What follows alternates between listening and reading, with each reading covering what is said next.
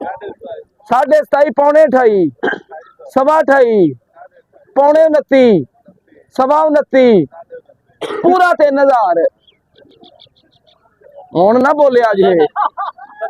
3000 ਲਿਖ ਇੱਕ ਦਾ 3600 ਰੁਪਇਆ ਬਈ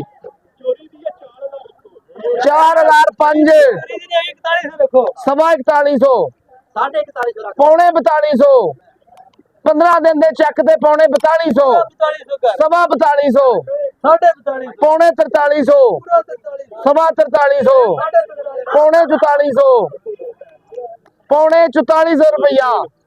1 2 3 अच्छा फिर इधर 1000 रुपया रेट ही इंदा कोई जान है 1000 रुपया रेट ही 1000 रुपया रेट पक्का बाबू जी 800 रुपया भाई 15 मंजिला साइया दा 1 2 3 चेक करो दाना कसम खाने विच कोई रुपया 3000 रुपया भाई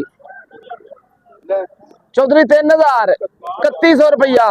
5 चूचा बेची है चूचे समेत 3105 भा हुण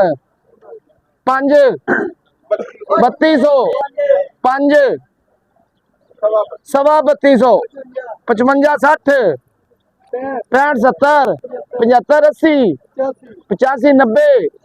95 पूरा 3300 5 10 15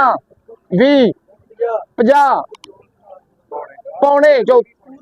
पूरा 3400 सवा 3400 साढ़े 3400 55 3600 रुपया 5 रुपए